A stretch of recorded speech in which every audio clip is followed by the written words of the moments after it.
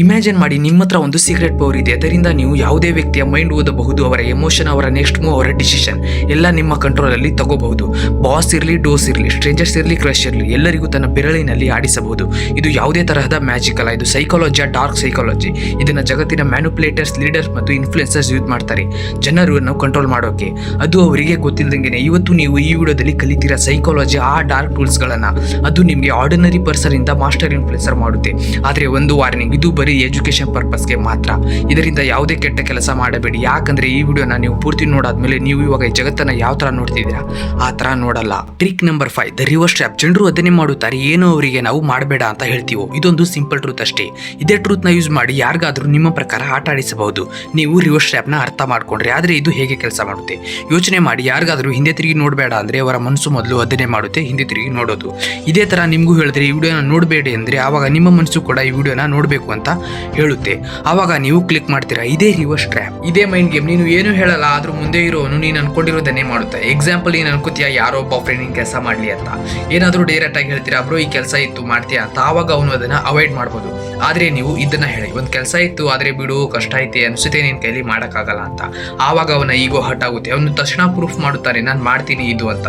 ಇದೇ ಒಂದು mind game. ನೀನು ಹೇಳಲ್ಲ ಮಾಡು ಅಂತ, ನೀನು ಹೇಳ್ತೀಯ ಮಾಡಬೇಡ ಅಂತ, ಮತ್ತೆ ಅವನು ಅದನ್ನೇ ಮಾಡುತ್ತಾನೆ. ಈ ಟ್ರಿಕ್ ಪವರ್ಫುಲ್ ಮತ್ತೆ ಡೇಂಜರ್ಸ್ ಕೂಡ. ಎಷ್ಟೋ ಸತಿ ಮುಂದೆ ಇರೋನಿಗೆ ಗೊತ್ತೂ ಆಗಲ್ಲ ಈ decision ಅವ್ರದ್ದಲ್ಲ ನಿಮ್ದಂತ.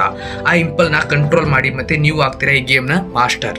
Trick number 4, master of choice. ನಿನ್ಗನ್ಸುತ್ತೆ ಜನರು ತಾನೇ ನಿರ್ಧಾರ ತಗೋತಾರೆ ಅಂತ, ಆದ್ರೆ ಇಲ್ಲ, ಅವರು ಬರೀ ಅದನ್ನೇ ಚಾಯ್ಸ್ ಮಾಡುತ್ತಾರೆ ಅವರ ಮುಂದೆ ಇಟ್ಟಿರೋದನ್ನ. ನಿಜವಾದ ಆಟ ಅವನೇ ಗೆಲ್ಲುತ್ತಾನೆ ಯಾರು ಆಪ್ಷನ್ಸ್ನ ಡಿಸೈನ್ ಮಾಡುತ್ತಾನೆ. Power is not A forcing people, it's farming there choice. ಅರ್ಥ ಆಗ್ಲಿಲ್ವಾ? ಸರಿ, ಅರ್ಥ ಮಾಡಿಸ್ತೀನಿ. ಅನ್ಕೊಳ್ಳಿ, ನಿಮ್ಮ ಫ್ರೆಂಡ್ಸ್ ನಿಮ್ಮ ಜೊತೆ ಹೊರಗಡೆ ಹೋದ್ರು, ನೀವು ಡೈರೆಕ್ಟ್ ಹೇಳ್ತೀರಾ ನಡಿ ಹೊರಗಡೆ ಹೋಗೋಣ ಅಂತ. ಆದ್ರೆ ಅವನ ಮನಸ್ಸು ಇರಲಿಲ್ಲ ಅಂದ್ರೆ ಅವನು ಡೈರೆಕ್ಟ್ ಆಗಿ ಬೇಡ ಅನ್ಬೋದು. ಆದ್ರೆ ನೀವು ಇದನ್ನ ಹೇಳಿದ್ರಿ, ಬ್ರೋ ಪಿಜ್ಜಾ ಹಟ್ ಇಲ್ಲ ಡಾಮಿನೋಸ್ ಅಂತ. ಇವಾಗ ಗೇಮ್ ಬದಲಾಗುತ್ತೆ. ಇವಾಗ ಅವನ ತಲೆ 2 ಆಪ್ಷನ್ಸ್ ಐತೆ, ಆದ್ರೆ 2 ಆಪ್ಷನ್ಸು ಒಂದೇ ಆನ್ಸರ್. ನಿಮ್ಮ ಜೊತೆ ಹೊರಗಡೆ ಹೋಗುತ್ತಾನೆ. ಅವನಿಗನ್ಸುತ್ತೆ ಅವನು ಡಿಸಿಷನ್ ಕಂಟ್ರೋಲ್ ಮಾಡ್ದ ಅಂತ, ಆದರೆ ನಿಜವಾದ ಕಂಟ್ರೋಲ್ ನಿಮ್ಮ ಕೈಯಲ್ಲಿತ್ತು. ಇದೇ ಮಾಸ್ಟರ್ ಆಫ್ ಚಾಯ್ಸ್. ಇದೇ ಟೆಕ್ನಿಕ್ನ ದೊಡ್ಡ ದೊಡ್ಡ ಪೊಲಿಟಿಕಲ್ಸ್ ಯೂಸ್ ಮಾಡ್ತಾರೆ, ಮತ್ತೆ ದೊಡ್ಡ ದೊಡ್ಡ ಬ್ರ್ಯಾಂಡ್ಸ್ ಕೂಡ ಯೂಸ್ ಮಾಡ್ತಾರೆ. ಹೇಗೆ ಬೈ 1 get 1 ಫ್ರೀ, ಇಲ್ಲ ಬೈ 2 50% ಆಫ್. ನಿನಗೆ ಅನ್ಸುತ್ತೆ ನೀನು ಬೆಸ್ಟ್ ಚಾಯ್ಸ್ ಮಾಡಿದೆ ಅಂತ, ಆದರೆ ತಗೊಳ್ಳೋದು 2ರಲ್ಲೇ ತಾನೆ. ಅದಕ್ಕೆ ನೆನಪಿಟ್ಕೊಳ್ಳಿ, ಜನರಿಗೆ ಫುಲ್ ಫ್ರೀಡಮ್ ಬೇಕಾಗಿಲ್ಲ, ಅವರಿಗೆ ಬೇಕು ಕಂಟ್ರೋಲ್ ಫ್ರೀಡಮ್. ಅದರಲ್ಲಿ ಅವರ ಈಗೋ ಸೇಫ್ ಆಗಿರಬೇಕು ಅಂತ.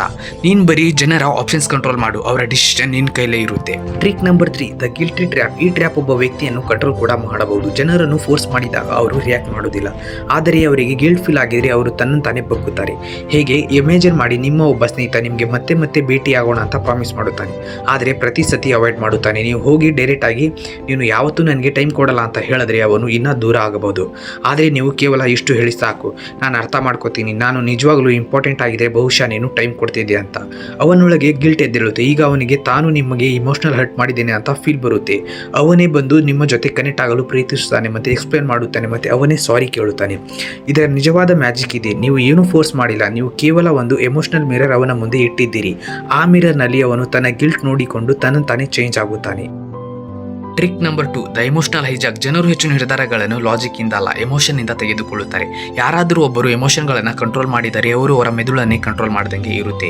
ಇದನ್ನೇ ದ ಎಮೋಷನಲ್ ಹೈಜಾಕ್ ಎಂದು ಕರೆಯುತ್ತಾರೆ.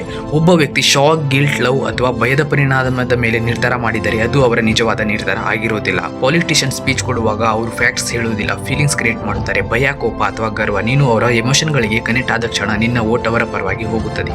ಇದನ್ನೇ ಎಮೋಷನಲ್ ಹೈಜಾಕ್ ಅನ್ನೋದು. 1 ಸೆಕೆಂಡ್ ಎಮೋಷನ್ ಅಲ್ಲಿ ವ್ಯಕ್ತಿ ಎಂತಹ ನಿರ್ಧಾರ ಮಾಡುತ್ತಾನೆ ಅದರ ಬಗ್ಗೆ ಅವನು ನಂತರ ರಿಗ್ರೆಟ್ ಆಗುತ್ತೆ. ಆದರೆ ಅಷ್ಟರಲ್ಲಿ ಗೇಮ್ ಮುಗಿದು ಹೋಗಿರುತ್ತದೆ. ನೀನು ಯಾರ್ದಾದ್ರೂ ಒಬ್ಬರ ಮೈಂಡ್ ಕಂಟ್ರೋಲ್ ಮಾಡಬಹುದು, ಆದರೆ ಮೊದಲು ಅವರ ಎಮೋಷನ್ನ ಕಂಟ್ರೋಲ್ ಮಾಡಬೇಕು. ಜನರು ಯಾರು ಯಾವ ಲಾಜಿಕ್ ಕೊಟ್ಟರು ಅನ್ನೋದನ್ನ ನೆನಪಿಟ್ಟುಕೊಳ್ಳೋದಿಲ್ಲ, ಆದರೆ ಯಾರು ಅವರಿಗೆ ಹೇಗೆ ಫೀಲ್ ಮಾಡಿಸಿದ್ರು ಅನ್ನೋದು ನೆನಪಿಟ್ಟುಕೊಳ್ಳುತ್ತಾರೆ. Trick number 1, the power of silence. ಒಮ್ಮೆ ಯೋಚಿಸು, ಬಹುಶಃ ನಿನ್ನ ಜೊತೆ ಕೂಡ ಆಗಿರಬಹುದು. ನೀನು ಯಾವುದಾದ್ರೂ ತಪ್ಪು ಮಾಡಿದ್ಯಾ, ಟೆನ್ಷನ್ ಹೈ ಇದೆ, ಅಮ್ಮನ ಮುಂದೆ ಹೋದಾಗ ಅವರು ಜೋರಾಗಿ ಬೈಯುತ್ತಾರೆ, ಕೂಗುತ್ತಾರೆ. ಆದರೆ ಅಪ್ಪನ ಮುಂದೆ ಹೋದಾಗ ಅವರು ಏನು ಹೇಳುವುದಿಲ್ಲ, ಒಂದು ಸಣ್ಣ ನೋಟ ಮಾತ್ರ. ಅಷ್ಟರಲ್ಲಿ ಸಂಪೂರ್ಣ ಬಾಡಿ ಫ್ರೀಸ್ ಆಗಿರುತ್ತದೆ. ಈ ಸೈಲೆನ್ಸ್ ಅಮ್ಮ ಬೈಯುವುದಕ್ಕಿಂತಲೂ ಹೆಚ್ಚು ಡೇಂಜರಸ್ ಆಗಿರುತ್ತದೆ. ಏಕೆಂದರೆ ಯಾರಾದರೂ ಏನು ಹೇಳದಿದ್ದರೆ ನಮ್ಮ ಮೈಂಡಲ್ಲಿ 1000 ವಿಚಾರಗಳು ಯೋಚಿಸಲು ಶುರು ಮಾಡುತ್ತದೆ. ಜನರು ಹೆಚ್ಚು ಮಾತನಾಡುವವರನ್ನು ಸ್ಟ್ರಾಂಗ್ ಅಂತ ಯೋಚಿಸುತ್ತಾರೆ, ಆದರೆ ನಿಜವಾದ ಪವರ್ಫುಲ್ ಅವನೇ ಇರುತ್ತಾನೆ ಯಾರು ಅಬ್ಸರ್ವ್ ಮಾಡುತ್ತಾನೆ ಮತ್ತೆ ಸೈಲೆಂಟ್ ಆಗಿರುತ್ತಾನೋ. ನೀನು ಸೈಲೆಂಟ್ ಇದ್ದರೆ ಮುಂದೆ ಇರೋರಿಗೆ ಡಿಸಪಾಯಿಂಟ್ಮೆಂಟ್, ಭಯ, ಗಿಲ್ಟ್ ಆಗಲು ಶುರುವಾಗುತ್ತದೆ. ಆ ಸೈಲೆನ್ಸ್ನಲ್ಲಿ ನಿನ್ನ ಕಂಟ್ರೋಲ್ ಹೆಚ್ಚಾಗುತ್ತದೆ. ಇದನ್ನು ಹೇಗೆ ಅಪ್ಲೈ ಮಾಡೋದು? ನಿನ್ನ ಸ್ನೇಹಿತನಿಂದ ಸತ್ಯ ಹೇಳಿಕೊಳ್ಳಬೇಕು, ಆದರೆ ಸತ್ಯ ಹೇಳು ಅಂತ ಹೇಳಬೇಡ. ನನಗೆ ಎಲ್ಲ ಗೊತ್ತು ಅಂತ ಹೇಳಿ ಸೈಲೆಂಟ್ ಆಗಿರು. ನೀನು ಎಷ್ಟು ಸಮಯ ಸೈಲೆಂಟ್ ಆಗಿರ್ತೀಯ ಅವನ ಗಿಲ್ಟ್ ಮತ್ತು ಅರ್ಜೆಂಟ್ ಹೆಚ್ಚಾಗುತ್ತದೆ. ಕೊನೆಗೆ ಅವನೇ ಸತ್ಯ ಹೇಳುತ್ತಾನೆ. ಅಥವಾ ಯಾರ ಜೊತೆ ಆದರೂ ಫೈಟ್ ಆಗಿದ್ರೆ ಕೂಗಬೇಡ, ಕಣ್ಣಲ್ಲಿ ಕಣ್ಣು ಹಾಕಿ ನೋಡು, ಸ್ವಲ್ಪ ಸ್ಮೈಲ್ ಕೊಡು. ಅವನ ಪಾಯಿಂಟ್ ಅವನಿಗೆ ವೀಕ್ ಅನಿಸುತ್ತೆ, ಅವನು ತನ್ನದೇ ಮಾತುಗಳ ಬಗ್ಗೆ ಡೌಟ್ ಪಡುತ್ತಾನೆ.